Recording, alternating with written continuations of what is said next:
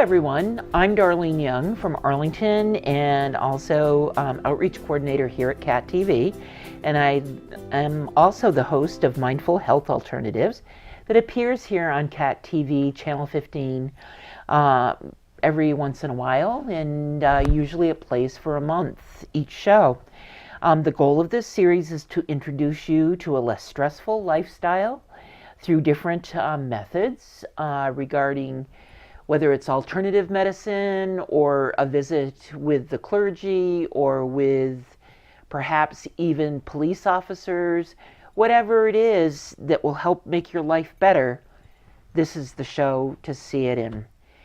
Our guest today is Tracy Purdy Martin of Change Your Life Wellness, and welcome, Yes, Tracy. Thank you very much. Thank you. Tracy found herself living a stressful life, and that stress was affecting her physical condition. So she entered into a course which was called Stress Reduction through Mindfulness.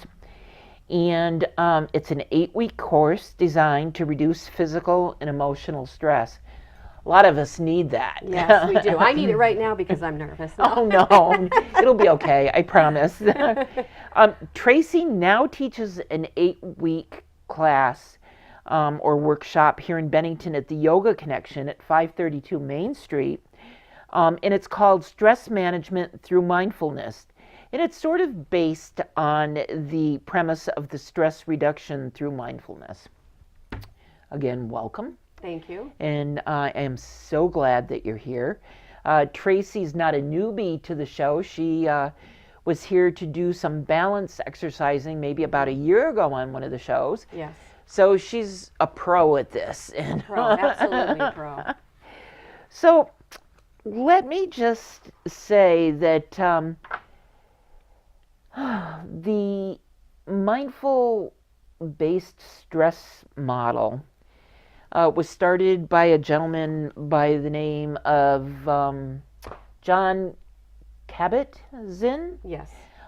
In the Boston area. Right. And if you ever want to read a lot of different things by Dr. Kabat-Zinn, and I'm not pushing Amazon, but you could go and look him up on Amazon, because I personally had never heard of him, and so I Googled him, and then I went to Amazon, and they have a boatload of his books. Hardback, paperback, DVDs, you name it, they have it. They have audio CDs, Yes. Everything. One of the best. Do you mind if I interrupt? No, that's okay. The course is modeled after the book called Full Catastrophic Living. Okay. Using the wisdom of your body and mind to face stress, pain, and illness. And another book of his that is absolutely wonderful is called Wherever You Go, There You Are. It's a wonderful book. Really? Yeah. Okay. For beginners, if you don't know anything about mindfulness, that's a great book to read. Really? Yes. Good. Well, let's get into talking about what this mindfulness really is, how you got interested in it. I know you said you were stressed and it was causing physical problems for you. Mm-hmm. So I'm going to turn the show over to you, and I'll jump in every once in a while with a question, and let's take it away. All right. So I was always very busy, as everyone is. And I kind of had this tone in my voice. And I was always told that I had tone. And I needed to work on my attitude. And I always felt very stressed. And I felt like no one really understood what I was talking about. And I never felt that I had tone. So I took this class on the advisement of my guru, who is my sister, who lives in California, and she said, you need to practice some mindfulness. And I listened to her, and I took this 8-week class, and I found that it was the most interesting thing I'd ever had, and it really changed my life. Okay. And I'm going to say the M word. The M word is meditation. Okay. And as much as people think, I can't meditate, I don't want to meditate, meditation will never work for me, it really is the basis of mindfulness. All right. And so that's the starting point. So at that time, and that was probably 8 years ago that I took the original course, and I started to learn to meditate. Okay. I was very poor at it, as everyone says they are, because everyone thinks meditation means that you sit in a room where it's quiet and you think about nothing. Okay. Yes. What do you think? Yeah. Yes. Yeah, and like guided imagery, I classify that into Yes. the meditation model as well. Well, meditation the goal is to become quiet and peaceful, to get in touch with yourself. Okay. But your mind is here for a reason, and it's to help you think and to resolve and to survive and to meet basic needs. So as soon as you become quiet, you sit. If I were to just sit here and close my eyes, the brain starts to go. And it starts thinking about what you're going to have for dinner later. What's about that problem I had to solve? What's going on with my kids? Right. And so therefore you think I'm doing a poor job of meditating. When in fact that's how meditation starts. So it's getting into your inner self. Well, you're just becoming quiet, Okay. and you're trying to focus on the breath. So you pick, let's say, a spot under the nose, and you breathe in and breathe out, and then you go, oh, I'm thinking about something. I'm going to breathe in, breathe out. Oh, I'm thinking about something. And so it gets better over time, but it's a practice. That's why they call it a practice. It's not easy, but you never sit and think about nothing. Okay. It would be nice. That would be nice. Yeah. But so that's how it starts. Okay. And that's where I started many moons ago. And then as I've gone over the years and becoming more stressed in different ways in life, I decided I had to really embrace it more and research it more. And then I decided to start teaching. So Now, where did you go to take your course? I took the course in Albany at the time at a place called the Solid Ground. And it was an 8-week course. I went every Tuesday for 2 hours, drove to Albany, and I loved the class. I couldn't get enough of it, and it was just so helpful for me. Now, So- were there a lot of people that attended the class as well? No, there was only about 10 people in the class. Okay. And I'm going to tell you, it's an emotional thing sometimes for people. Some people are emotional with it and some are not. I am a crier. So whenever I face stress and, just learning new things, sometimes I cry. And I just want people to know that because it's a safe environment. When I teach a class, it's a safe environment. People come and don't know anything about meditation. Everyone's in the same boat. Everyone's got stress issues and emotional issues and home issues and child issues. And it's just a lot of different things, but we're all very confidential, Okay. supportive. What happens in the group stays in the group. Okay. No one's to talk about anyone else outside of the group. We all agree that is going to be a safe environment so that you can share whatever you need to share without having fear of someone talking about you. Okay. So that's one of the steps. Okay.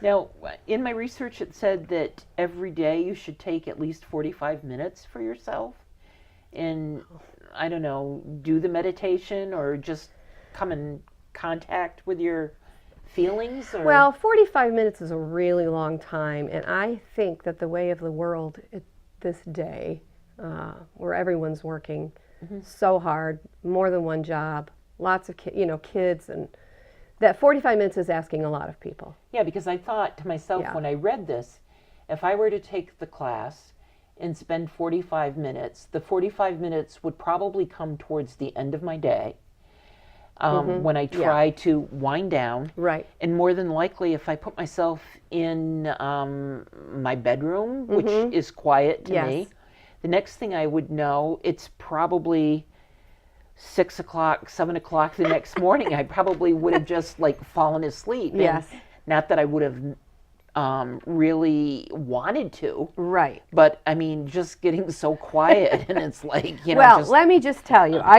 so when I meditate, when I first started meditating, and I often do it today, is I get into bed.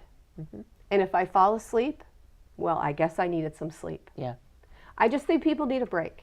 Okay, you need a break. But when you're trying to meditate and you see people meditating on television, let's say, and some people are wonderful at it. They've been doing it and they're very good at it. But they say to sit tall and you sit on the floor in a cross, lotus pose with your legs are crossed. Well, I can't get down on the floor and do that. I sit in a chair or I lay in my bed and I get comfortable because body pain deters you from breathing. Because that becomes foremost in your mind. And when you're first learning, it's hard to overcome the pain. So you have to get comfortable. Give yourself a break. Right. We all need a break. Yeah. And then you just set a timer for 5 minutes. Okay. And you say, you know what? I can do this for 5 minutes. Okay. I also recommend to some people, because everyone says they have a busy home, dogs and cats and kids, and that you get in your car or pull in your driveway on your way home and just stay in the car for 5 minutes. Okay. Put the seat back, keep the heat on, keep the air conditioning on, whatever, and start there, because you just got to start somewhere. Yeah, and above all else, when you do that, Yeah. make sure that the cell phone is turned off and not within reach, and the radio and all that sort of stuff, because, I mean, we are creatures of habit, and, you know, like 20 years ago, 25 years ago, 30 years ago, you had to stop and use a payphone. You didn't have smartphones and Androids and all that sort of stuff. And now, you know, it's like, oh my gosh, you know, you find yourself every day more and more time is spent with with your, you know, cell phone and computers and. Well, everything becomes immediate now. You know, someone calls you, you feel like you immediately have to look at your phone to see who called. Somebody texts you, you immediately got to answer, because someone's going to think you're mad at them if you don't. Right, right. And that is an essential part, is that the electronics have to be turned off. Although, let me just say that a really important piece of this, if you want to time yourself, and I find I need to keep track of when I meditate. Okay. I find it that if I set a goal saying I'm going to meditate every day for 5 minutes, there's some really wonderful apps out there that you can put on your smartphone. Oh, really? That are wonderful. The one that I use is called Insight Timer. Okay. And I've been using it since 2012. Okay. And you can have presets of timing. You can set your own bells. There's thousands of guided meditations Really? for Okay. sleep, for stress, for whatever, mindfulness, for weight loss, for whatever it is, whatever ails you, let's say, whatever's on your mind that's stressing you out. You can look on that timer app and you can find whatever you need to help you. And then you have a whole profile where it monitors every day. Like it'll send you a little thing, oh, you made 10 days, you get a little star. You know, you made 30 days, here's your star. And then you can also keep in contact with the world, and you can see that who's meditating with you throughout the whole world. Really? Okay. Yeah, it's really cool. So that's a good tool, everyone. Now the app is called Timer app? It's called Insight Timer. Insight Timer, okay. Yeah, it's really wonderful. Okay. Very good. So how have you changed the stress level in your life? Has it been working? It works. It works because, well, it's not just meditation. So there's many other things that you have to do. You want to tell us a little All bit? right, so I'm going to tell you a little bit. There are 7 to 8 attitudes that you have to focus on and see in yourself and try to follow. Okay. I'm not going to talk about every single one of them because I could go on and on and on. But, for instance, one of the attitudes that you want to look at, that you will look at in this class, because I help people get through these things, is non-judging, for instance. We judge ourselves very harshly. We judge others very harshly. When we judge others and have expectations, when they do not fulfill the expectations, we judge them as a bad person, which gives us stress. Why does that person have to act that way? I don't understand why they do that. Why don't they act like me? So you're creating stress by judging. So Facebook is one of the things that helps you to be a very judgmental person, because you constantly scroll through and try to judge yourself against others. So then you feel inadequate. So these are all things that cause you stress. So what we ask when you do mindfulness is that you try to have a different outlook on life. You're trying to be less judging. You're trying to let people be who they are and let you be who you are and not expect them to change. So that's one of the attitudes that we talk about.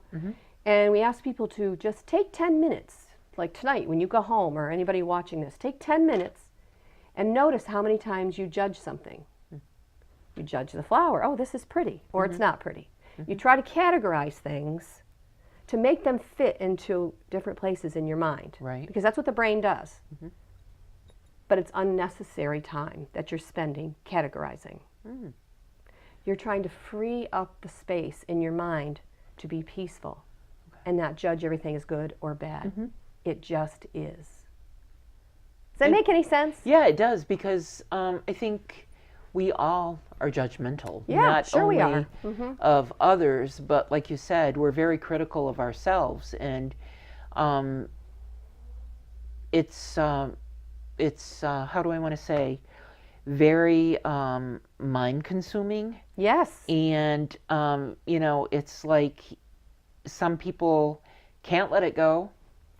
They dwell on it. Yes. And there comes stomach upset, high blood pressure. If you have enough stress, even though cancer's a virus, you know, poor health and other things. So yeah, it goes round and round. Yeah. You know, it's just a spiral, and I've done it myself. Middle of the night would be classic for me. Wake up in the night, oh, why did I say this? What happened? Why did they do that? Go over it and over it and over it. You know, I don't do that anymore. But it's taken me this long period of time to keep practicing letting that go. Right.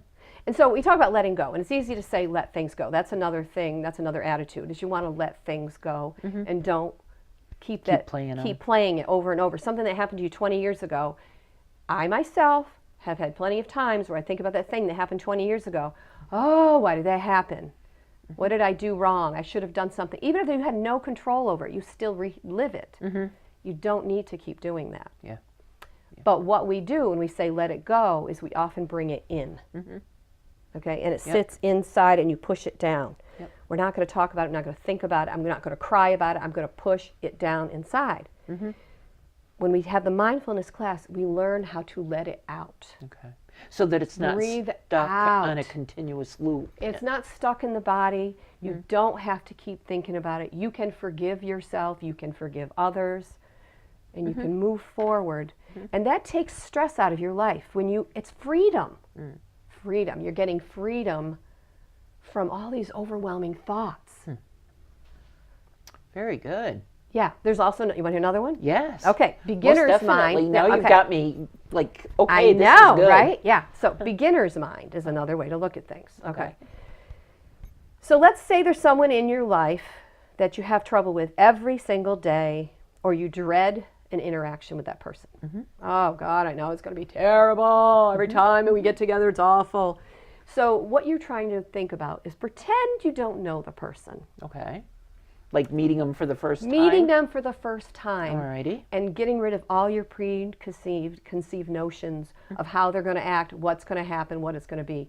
And just let it happen without having a struggly, stressful moment, you know, before you go into that time. Yeah. And just let, I don't know, not like the chips fall where they may, but just... And just not say, oh, I knew they were going to act that way as soon as the person says something to you, because they're not changing. Yeah. Okay? Yeah. You're changing. Okay. They're not changing. So they're going to act the same way they always have, but you're going to see it differently. You're going to go, well, you know, maybe I should consider that this person has a really stressful job. Maybe I should consider this person's going through a divorce. You know, maybe I should consider, maybe this person's not happy and I just don't know it. Yeah. You know, maybe this has nothing to do with me. Yep. And that's another thing. Okay. We perceive feelings from others that we have no idea if it's true. Because you judge yourself, you assume that everyone else is judging you too, when everyone else has their own crap to deal with. You know, I mean, they're on their own head. Yeah. So if somebody's having a bad day, they snap at you, you think it's you, it's probably not you. So you have to learn to take things so that they're not personal. And it's not be about paranoid and stuff, you know? Yeah. Yeah. So, and beginner's mind is also, we talk about, because I'm working with some weight management people. I started a new class on that. Mindful eating. Have you ever heard of mindful eating? No. Oh, we should be doing mindful eating right this minute. Okay. Okay, so mindful eating, this is just a small thing that you can try at home. Is you take something, and we usually use a raisin in the class. Oh, and covering up my microphone. And you hold it like you've never seen it before. So you can do it with any piece of food or anything. And you look at it, and you think about it. What does it look like? What does it feel like? Does it have a sound? Where did this food come from? Where did it grow from? What country is it from? Okay. And then you slowly put it in your mouth, and what is the texture? What does it feel like? How long does it take me to chew? Do I really enjoy this food? And you savor the moments before you swallow. And then you notice how your body swallows, and you're just seeing the little parts of how your body works and how the food honors you. And it just makes people think a little bit differently about food. Yeah, it would. So you're looking at it through a beginner's mind. You know, we might love a piece of chocolate cake. 2 pieces of chocolate cake would be better, which you know you shouldn't do. So if you savored the 1 piece of chocolate cake, let's say, ate it slowly, you might be less likely to eat the 2nd piece of chocolate cake. Right. Food for thought. Yeah. In more ways than one. More ways than one. I mean, just savor it and just enjoy it. Well, you know. Yeah. Wow. It's just the whole, see, you ask people, I'm asking people to see life differently. Look at things differently with new eyes, because you can't change anyone else. And if you want to be less stressed, you have to change yourself. And you have to be open to it. Well, there's an old saying that you can only change a person when they are an infant, because you're changing their diapers, and that's the only basic time you can ever change somebody, you know? So you can't change anyone. No. But you can change yourself. Yeah. You can change your reactions to things. Yeah. Now, what other kind of mindfulness do you do? Oh, gosh. Well, there's parts of that. Well, let's see. There's so many different things. Here's one thing that I talk about a lot. Catastrophic thinking. I have a hard time with that word. Catastrophic thinking. Like maybe what's going to happen in the world, like nuclear and stuff like that? Well, for instance, an example that I always use, it's in the book that I use, says something about like, oh, it's going to rain tomorrow. If you said to me it's going to rain tomorrow, and I go, oh yeah, it's going to rain tomorrow, and it's going to have a flood, and all the crops are going to be lost. Okay. It's taking one little piece of information and making it a big cascade of, I like to say cascade of crap, a big cascade of a mess. And that is really not what's going to happen, probably. But we like to exaggerate things to make a point. Yeah. I would be an exaggerator to make a point. Oh, every time I go to a store, I always have to wait in line 10 people. Let's just say something like that. Well, I have a coworker who would always say to me, really? Was there really 10 people? And she always made me think, and I said, no, there was not. There was one person that happened to me one time. It's something that we do. Our mind goes to a place of catastrophe. Right. It's just a thing we do. And we have to bring ourselves back from that. Okay. Because that brings the stress level up. As soon as you start going, oh no, I'm going to have the worst day ever. Yeah. You say that when you leave your house, well, you've just talked yourself into having the worst day ever. Your stress level went up. Worst day ever. Yep. And you're stuck in that thing the whole entire day. Yes, and it's ruined your day. And you've ruined. But then you might say, not you personally, but people might say, well, my day was ruined because this guy pulled out in front of me, and then I got to work, and everybody was everybody was mean to me and snapping at me. That's your choice to take that or not take that. It's your choice to just look at it differently and say, well, that person's having a bad day. I'm just going to go over here. You can change that. You can change your day. You can change your outlook. But it takes practice. Yeah. That's why you come to the class and you find help, or you read the books on your own and you practice. Meditation helps you to conquer these things and make changes. Okay. Even though when you're meditating, you're trying to think about nothing. You're not really thinking about nothing. I guess I should be clear that you have things come up. Right. And then you just let them pass on by like they're clouds in a beautiful blue sky. You go, oh, I'm judging. I'm going to let that go by. I'm thinking about tomorrow. I'm going to let that go by. I'm going to go back to my breath. Because you don't want to judge yourself for judging. Because then it causes stress. I know, sounds funny, but... No. But it does. Yeah. So this is so informative. I mean, it's like I had no idea that there was this many avenues that you had to explore and everything. It's like, whoa. So who benefits from this course? Everyone around you. Okay. Ask my family. No, they would never admit it.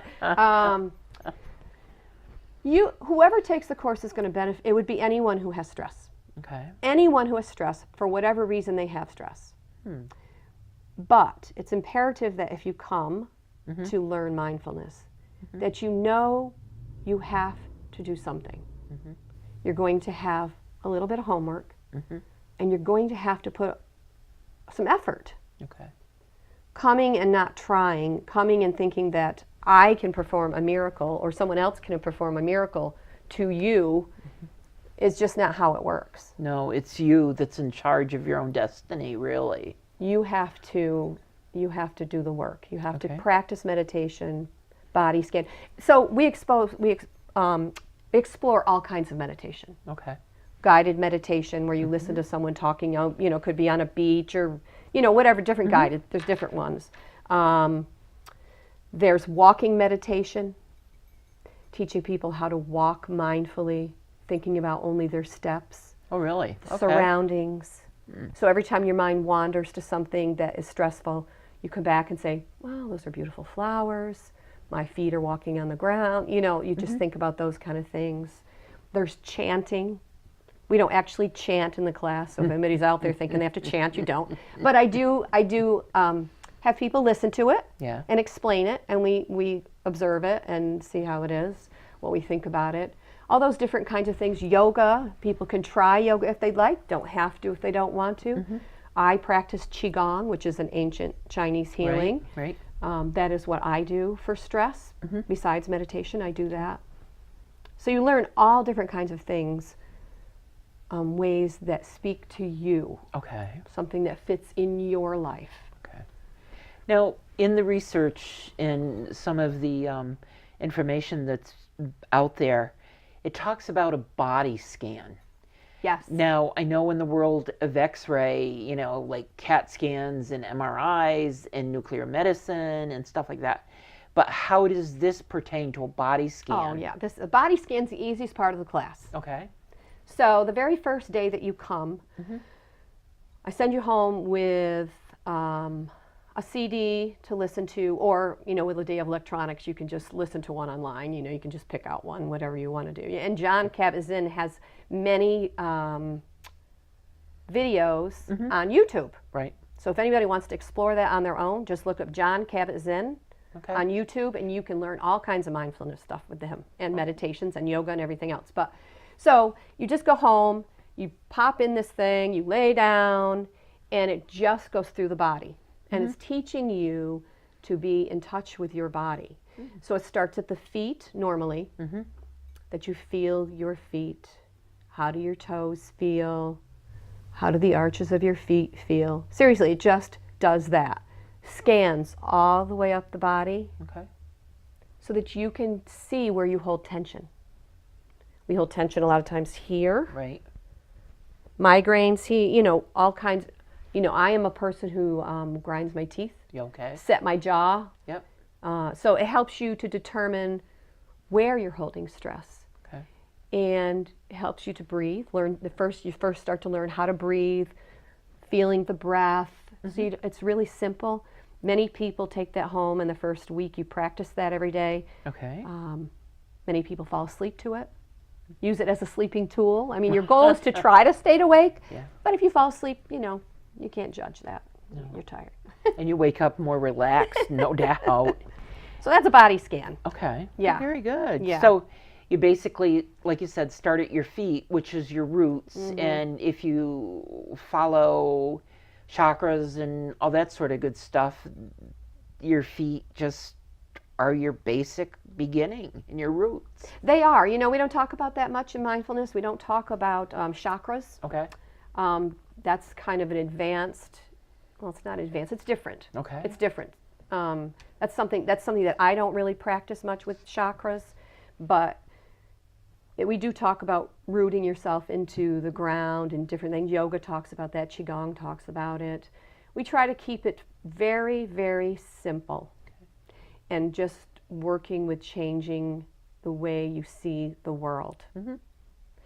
Working with how your words and your thoughts create your environment, create your life. You know, so that's one of the things I like to add into it.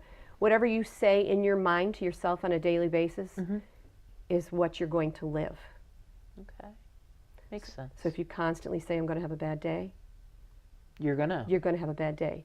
If you constantly say, I am so stressed out, so stressed out, so stressed out, I'm so stressed out, then you're going to be constantly stressed out. So that's another thing that we work on. Yeah, Too, that's makes a lot of sense. Oh, gosh, I think myself and a lot of folks that are out there in our listening audience are thinking, "Oh my God, that's me." It's like it's all of us. It's everyone. It's definitely. Everyone. Now, it also says that it's good for not just stress, but like for depression and anxiety, sleep disorders, like you said, stress in the context of work, relationships, finances, school. So illness prevention and wellness. So if you can wrap your head around these things, then you would be online or in the process of helping yourself to de-stress?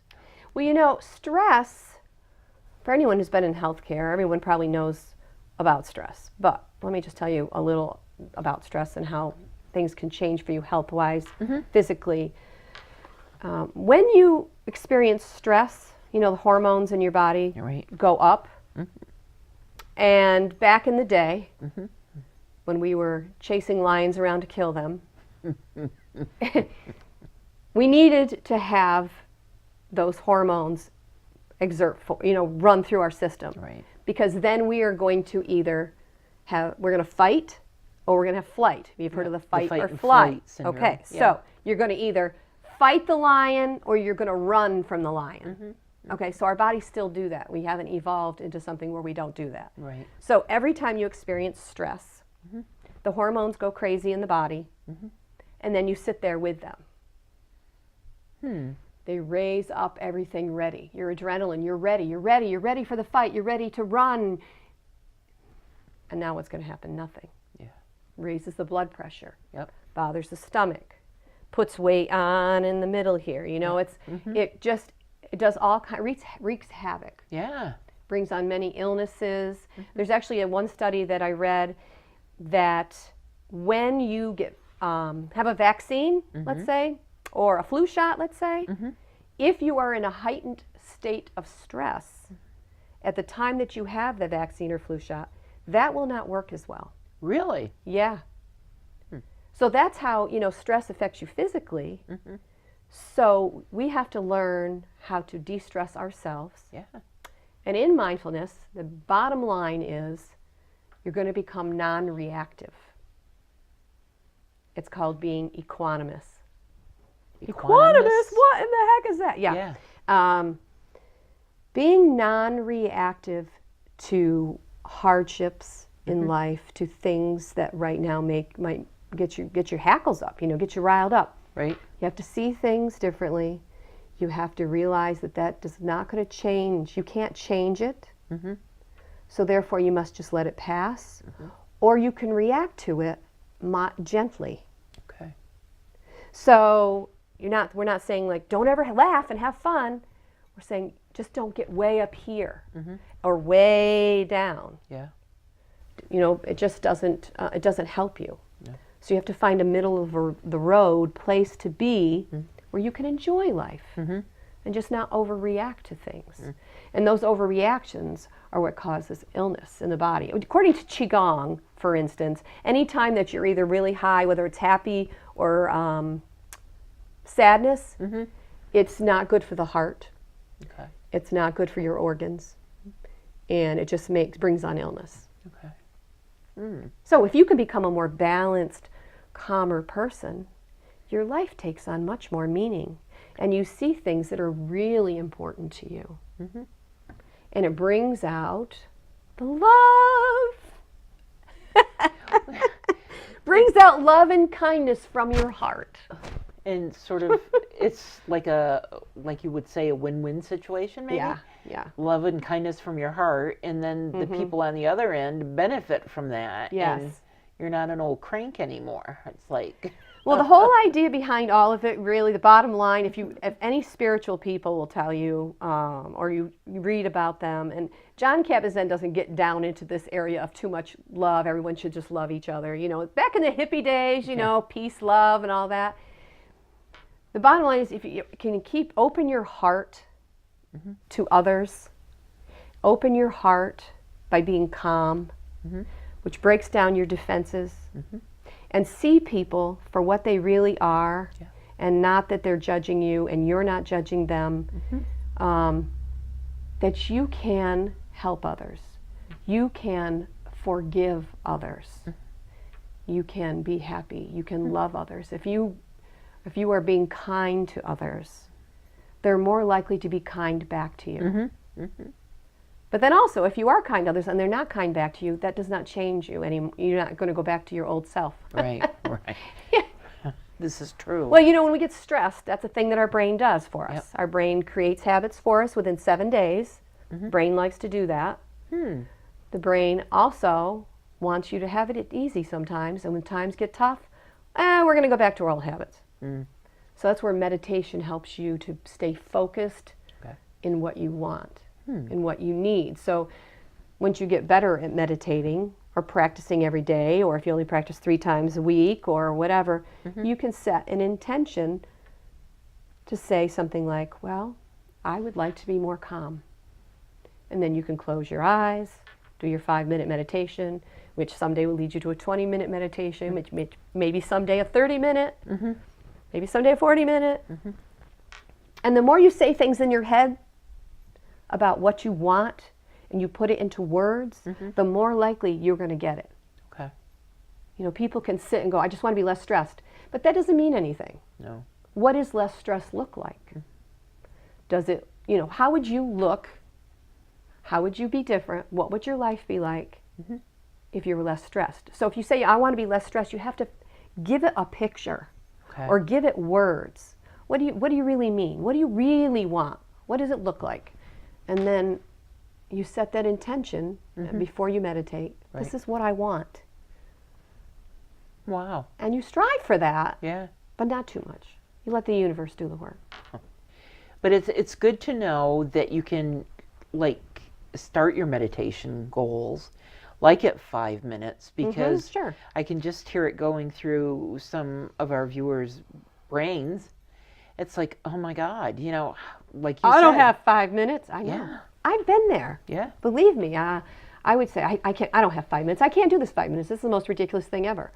When I first started, I was working full time, and they would suggest that you take a minute, like a couple times a day, just to think, to stop and just be mindful about a moment. And what that means is, for instance, if you were to sit here for a minute alone and be mindful, you would just sit here and breathe.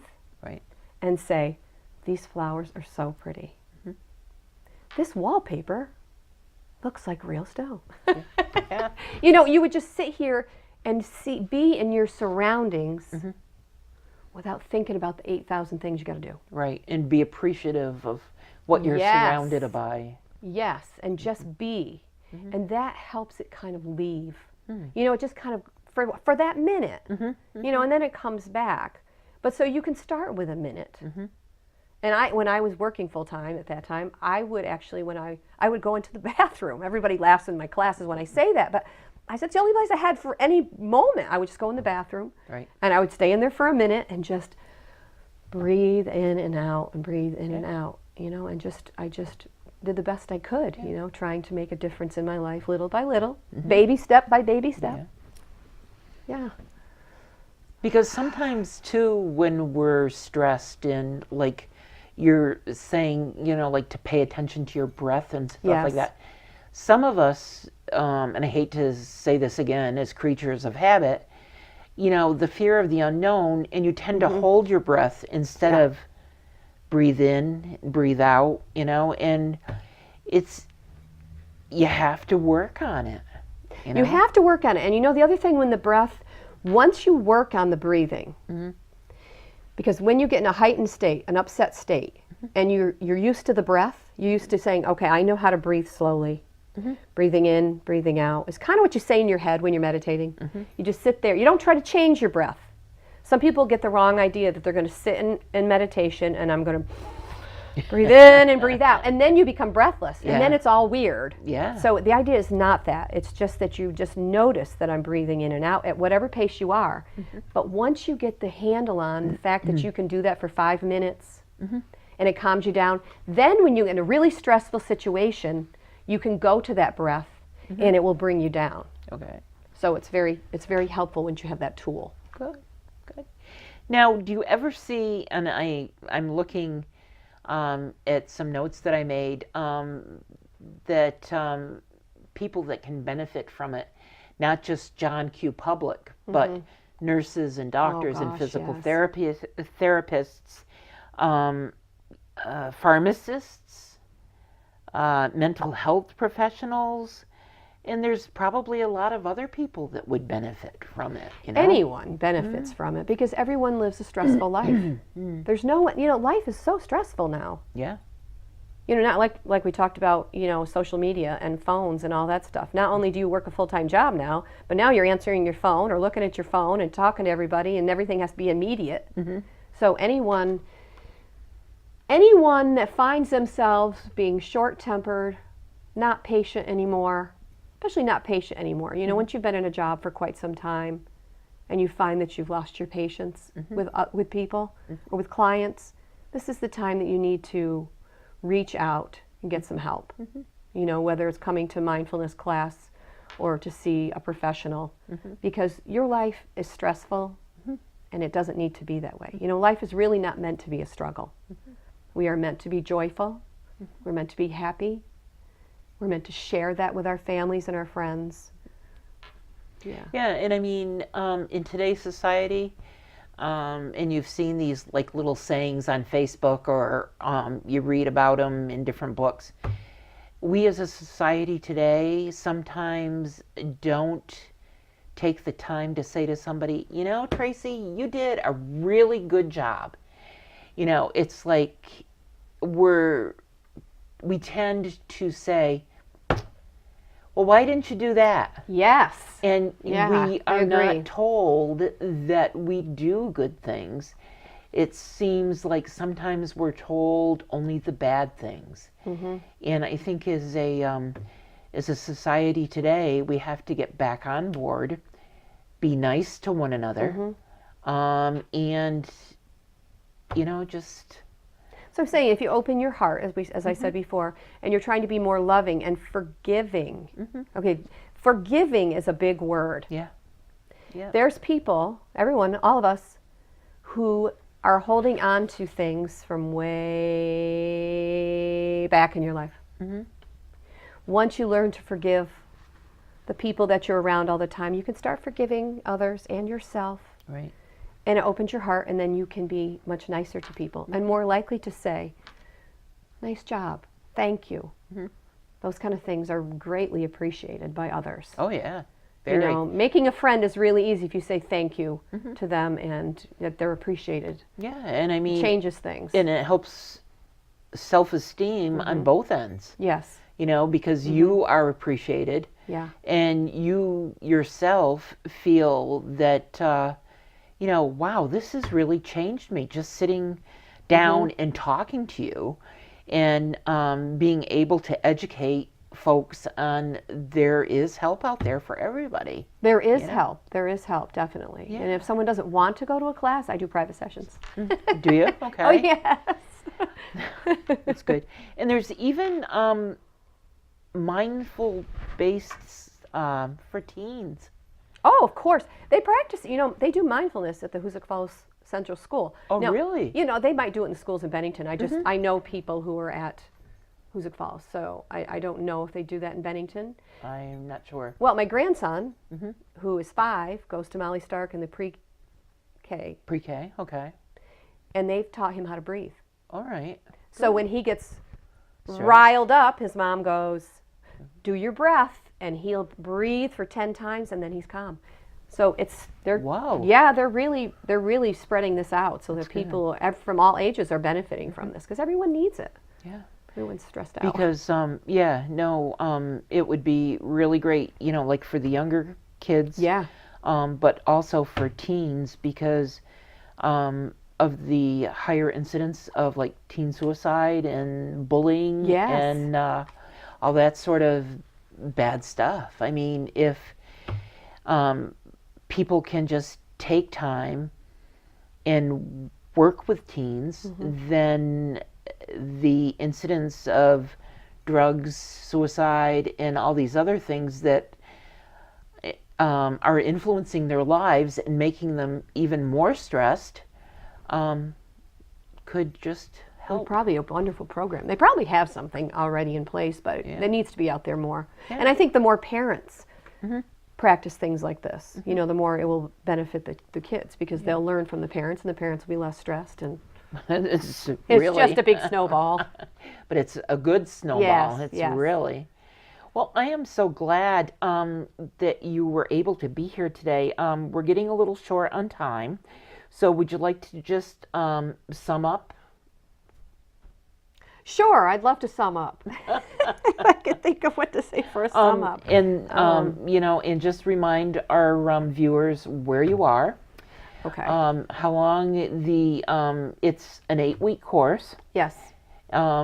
What's the time frame? Like I read someplace, the first class is like 3 hours. Is it really? Oh, no. That's way too long for me. I could never teach a class for 3 hours. As much as I like to talk. Okay, and I know that insurances don't cover it, and it's like a private pay type thing. And like if our viewers couldn't afford it, do you have like a sliding scale that they could talk to you about? Yes. Okay, so the stress management class is called Stress Management Through Mindfulness. It's taught, I teach it at the yoga place. Okay. We're having an open house, kind of a free session on Tuesday, May 2nd, next week, to learn about it. So if people are thinking about taking it, aren't sure, they can come to that class. It's at 7 o'clock, and so that's free. It'll be about half hour, an hour, depending on how many people come.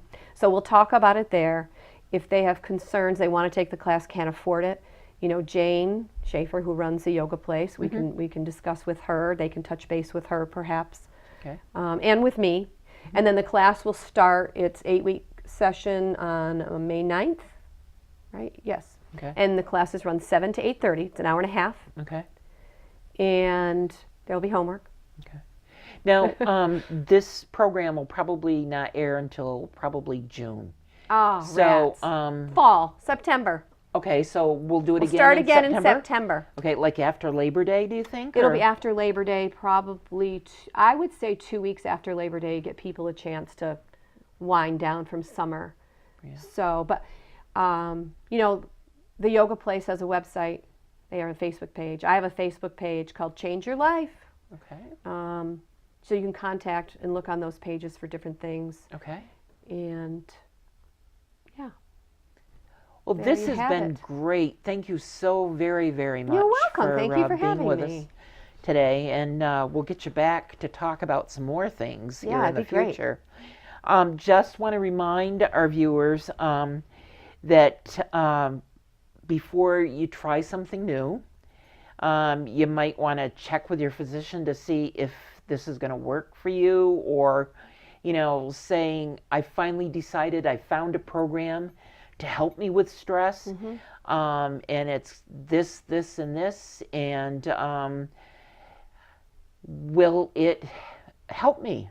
And your physician will either say, yes, give it a try, or maybe not.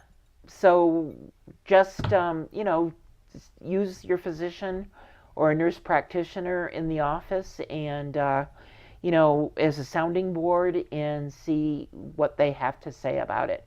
If you have any questions, you can go to Tracy's Facebook page or to the website for the yoga place. Telephone number is, I have no idea what it is Okay. for the yoga place. All right, change your life wellness. Oh, that's my phone number. 802 379 8339. And it's Tracy Purdy Martin. If you lose the telephone number, or you can't find her Facebook page or the website for the yoga folks, you can give me a jingle here at Cat TV at 442-8868. And another thing I wanted to bring your attention to, the doctor that began all of this is John, Jon, Cabot, Kabat -Zinn, Zinn, and it's the mindfulness-based stress reduction, okay? And again, a lot of his books you'll find on Amazon. I'm sure if you went to the Bennington Bookshop or the Northshire bookstore, they would be able to help you order these. They may even have some in, in stock. So, but I'd like to thank you all again. We look forward to seeing you at another time here on Mindful Health Alternatives. And take care. Thank you very much. Bye. Bye.